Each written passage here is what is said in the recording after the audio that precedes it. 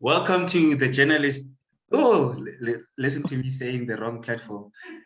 Welcome to fumanibo.com. But yeah, it's all love. It's all love. Fumanibo.com, the spiritual magazine. And yeah, today I have a special guest. Her name is Venetia, but I'm going to let her, introduce herself. I hope I didn't butcher your name. How are you, Venetia? It's actually Venita. The I is silent is Italian, but it's fine. Fine. It's fine. I'm good, thanks. How are you? I'm good. Oh, it's Venetia Jacobs. Yo, man. Yeah, Mistake. I'm good, thank you. How are you? I know. I'm good. I'm good. I'm good. So could you kindly just introduce yourself A and common mistake. just tell us, about the work that you do?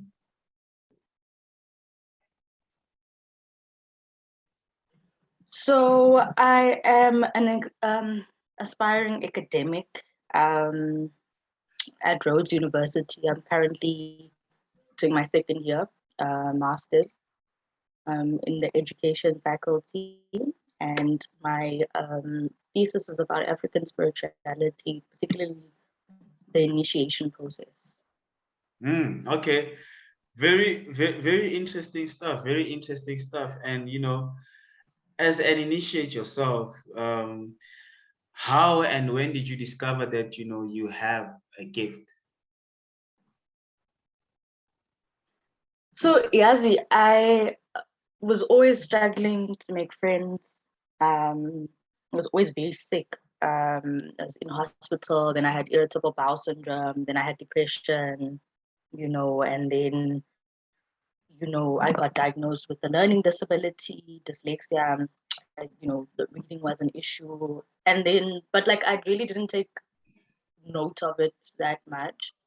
But it's in 2019 where it became very apparent. I consulted a card reader. I didn't go to a sangoma. I consulted a card reader, and he was like, you know what, straight up, you need to be a sangoma. And then I went to ZCC and I went to St. John's, and they told me, straight up, you need to trust.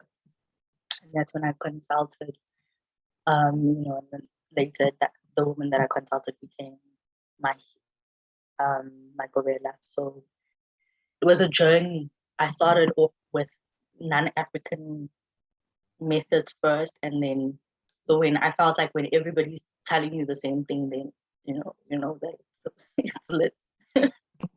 So, when basically the professionals couldn't help you, it was only No. through. Yeah, and tell me about that journey, man. How was it like, with your family?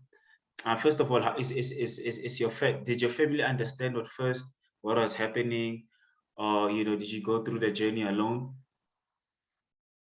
So because I'm mixed, right? My mom's colored and my dad is Swati.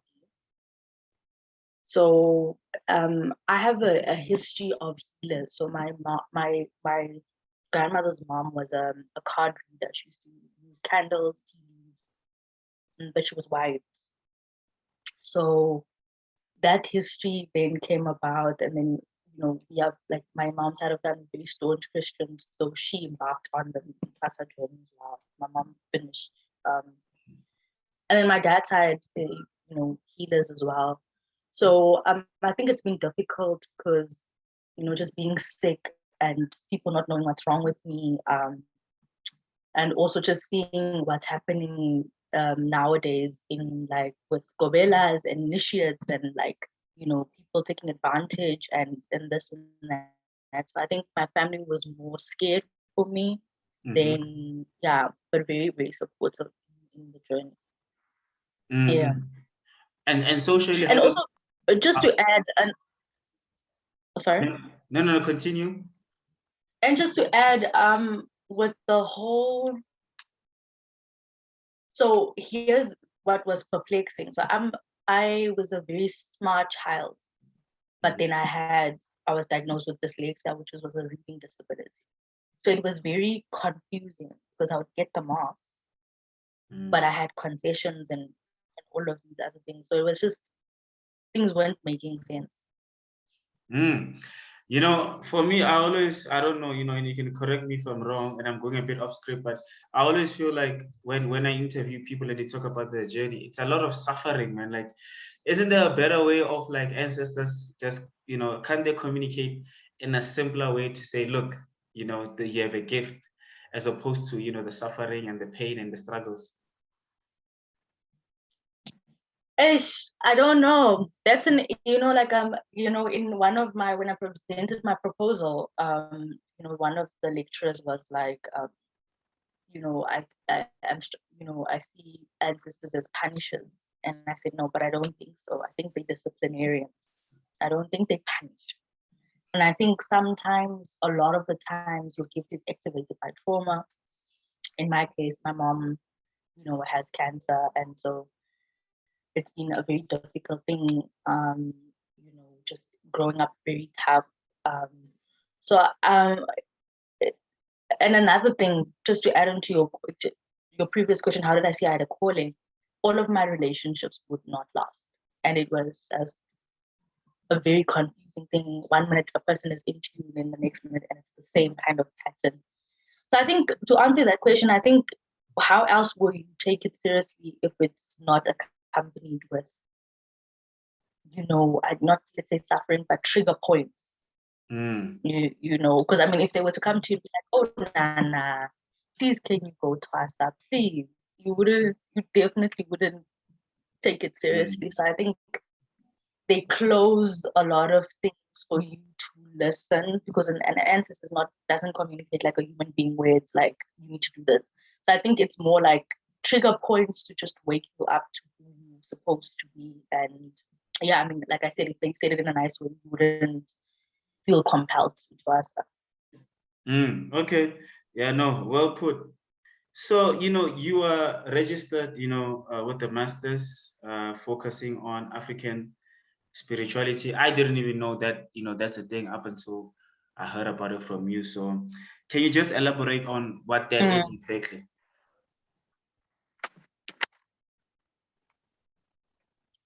So I'm doing a decolonial exploration of the Gobela's learning processes as a stimulant for life orientation. So I don't know if you are familiar with the life orientation curriculum. It has an African traditional religious section. And so that got my attention when I did my PGCE, my third qualification. I was just like, this is, there's a lack of clear articulation as to what African spirituality really is. And all these textbooks had different kind of like, oh, this is this, that's that, whatever. And so it really bothered me that with Christianity, it's an organized religion. It's very clear cut in the Bible. This is what it is. And though we, as an African indigenous people, we are not necessarily people of written work. But I think my thesis is to kind of say, okay, let's put into conversation. Let's conversate. I found that what was written I didn't necessarily feel like it was a collective voice. So what I do is I use healers as participants, where they kind of shape their own narrative and kind of explain African traditional thing from their perspective. So I think I've got like 10 participants. I'll have 10 participants, and we just going to have a dialogue and conversation, and hopefully create this kind of more nuanced and well articulated understanding of African spirituality. Because I do think that people think that Western knowledge, which is education as we know it, university, school, is more important than indigenous knowledge. I long for a time where we can just have indigenous knowledge, as recognized as a kind of knowledge system. I don't think there's one way of knowing. There's many ways of knowing. Western ways of knowing is only one, but and also just for representation. I think a lot of kids are getting sick with the calling, and I loved what Jansen said. He said something so powerful, is that kids cannot relate or learn from a curriculum that doesn't represent them. And so I think it's very important that African spirituality is so that they can, yeah, And themselves represented. I think you partly answered, the next question that I'm going to ask you. But I think you can just elaborate on it more. But what are some of the steps that you think Africans need to take to kind of like demystify spirituality?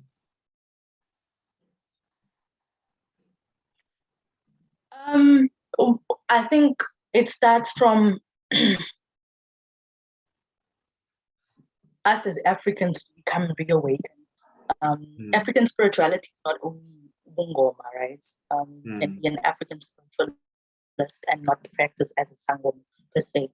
So I think it's just to take pride in who we are as an African people, to learn more about the past, but also to carry our people with us. I think for me, it became such a problem when I got sick and I'm, this girl with a white sounding name, but she looks black, and saying that you have a calling. It was a very isolating experience. People didn't really know how to perceive me at university. But I'm doing this thesis because I want in 20 years' time, other people can come and write about different aspects of African spirituality without needing to quote a white man. So a lot of times, right now, in order to write this thesis, for example, if I were to explain why I'm dreaming, or use dreaming as a state, I have to, refer to something called the anthropology of dreaming. So then you use Western knowledge first to validate there is such a state called dreaming. And then I explain what it is. So I think it's really, for me, problematic that we use Western scholars or Western way, whether it be a Black person writing written knowledge. So I think what this thesis is trying to do is obviously, add oral history. So in a short answer, we need to be reawakened to who we are, and we need to carry our people everywhere we go. It's only when we accept who we are that other people will accept who we are. Yeah, and how did we get here in the first place? Why is it that it's so hard for us as Africans to connect with our true selves, our culture, as opposed to other races, to a point where it's if you practice your cultural beliefs, it's seen as a bad thing. Why? How did we get here?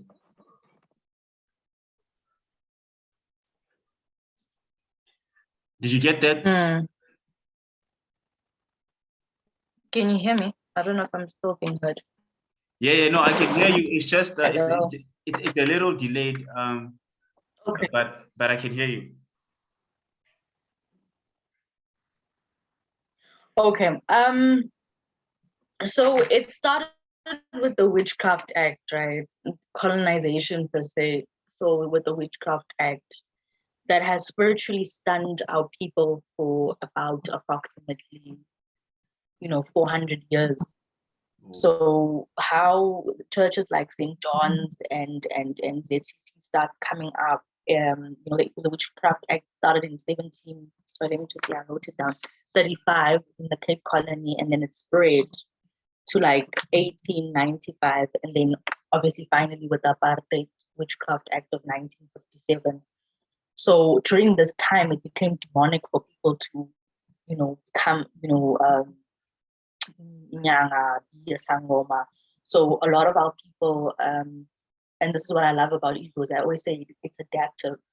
A lot of our people then, became Christians, but did it through Isondo, like with the ZCC churches. So I think the reason how it happened was, obviously with the Witchcraft Act, and then the introduction of Christianity, and over time we started losing these things. So it's very hard. I think a lot of kids are now getting it, and it's like very hard to reconcile. But I've been Christian, or Christianity is the main. How do I now deal with this thing? So I think colonization, definitely, which is a huge part of my of my thesis where I speak about what colonialization has done. It's almost said that indigenous knowledge is not scientific, it's faceless because it's rooted in oral history, and then Western history is more scientific because it's well organized, so I think that's how we got here. So this Witchcraft Act, what did it ban people from doing certain practices? So like I want to understand more about it. Can you elaborate more on the Witchcraft Act? So it banned people from you actually could be thrown into prison or fined if you were practicing ubungoma or being a nyanga. So it banned that. So I think, and even with the name, it's not witchcraft. It means witchcraft are you using. It's not actually witchcraft as we think about it. But what craft is this? Because we know, Christianity. So what is this? And so, when colonizers don't understand things, they label it as pagan worship. They just saw, okay, the slaughtering of animals, like what the hell is going on here? So we're going to just ban this and fine it. And that's where, like I said, there's and St. John's and then start coming up because people needed a way to practice or to release their laws or to, just so then they use it to church. And that's why you can see with the uniforms and also the kind of percussion sounds and the drumming. And Iswasho Nanan. So yeah. Okay. Very, very interesting stuff. I'm learning a lot. So obviously, with your studies, you have a vision yourself. So what is your vision, with your studies, and what are you hoping to achieve with, your movement going forward? Like one step at a time. I think for me, it's just to do this work, get out, get the, take, African knowledge and put it into academia. And I hope the next generation will continue to build on that. And hopefully one day we can have an indigenous knowledge course just purely based on learning who we are as an indigenous people and everything, because I find a lot of healers, a lot of old people are very insightful. And I think that kind of knowledge is the knowledge that we kind of need. So I think, my study is just the starting point. I hope people continue to work on that until we have a place where, and hopefully also get to a point where we don't need not need qualification, but people can graduate with an indigenous knowledge degree that isn't necessarily in a written form. It isn't. Do you understand what I'm saying? But I don't know if you get what I'm saying. Yeah, no, I understand what you're saying. I understand. So I hope that's what I hope. But I'm gonna continue doing, even carrying on to PhD and hopefully writing books and yeah, it's a start, I guess. Okay, and we see that more and more young people are getting more spiritually inclined, and I feel like there's a spiritual awakening, especially over the past couple of years. Why is it like that? I think it's a spiritual revolution, dude. When you like I said, everything is spiritual. When you ban indigenous people from their spirituality, like the Witchcraft Act has done, then you stun them. So I think what Amadlozi have done is they've been very adaptive, like I said, with the TC churches and the St. John's churches. But I think now it's a time of spiritual revolution. A lot of people, they're revolting on that side, and I love this kind of, I love what's happening now, because I think a lot of us not only have lost who we are, but we also lost where we come from. And I really love how Ilozi can really just take you and replace you with who you were in the past. And so I'm really, spiritual revolution, that's what I would call it. It's a beautiful thing that's happening. I'm really excited. Yeah, look, I think it's very interesting as well. And I think more people are going to come out as more spiritually inclined.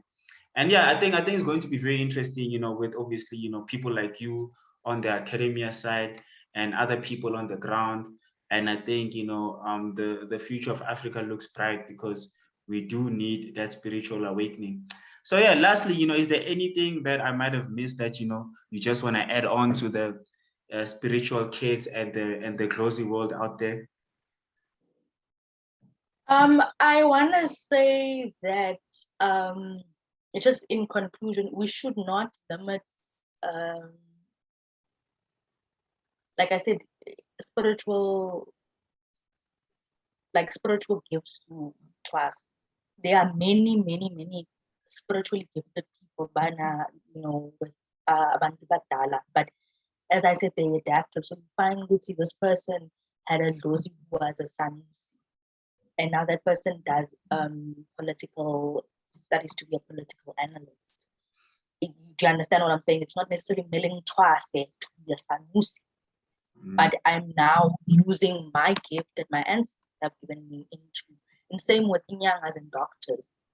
So what I want to say is that, like I said, I believe African spirituality is a lifestyle. It's not only just purely based on Ngoma and all of that, but if you have a gift, it doesn't necessarily mean merely twice that you use it in your field, like I'm doing right now. One of my many gifts is the gift of intelligence, which I'm now using to write about, you know, these people. So that's, I think, what I want to say is that let's not constrict things to just Congo. Let's, you know, there's a big family tree. Let's allow a lot of people, and you know how great it would be if everybody walks around with being spiritually conscious, with spiritually conscious eyes. And it's also going to stop, you know, a lot of people to be taken advantage by people when you have someone in the family who's purely just a dreamer, where someone tells you this, and you know, in this house would be 1, 2, 3, 4, and that person doesn't necessarily have to trust her, but that will help for events and the things in the family. So yeah, I guess that's what I wanted to say. Let's just not limit it to trust at all. Yeah. Yeah, no, man. Look, I think people that are gonna watch this are gonna learn a lot from this conversation. It will be ideal, you know. I don't know if you've done it or if you've got plans, you know, maybe to like put together like a book or do, you know, seminars or stuff like that so that, you know, we can learn more. Do you have that in your plans? Invite me.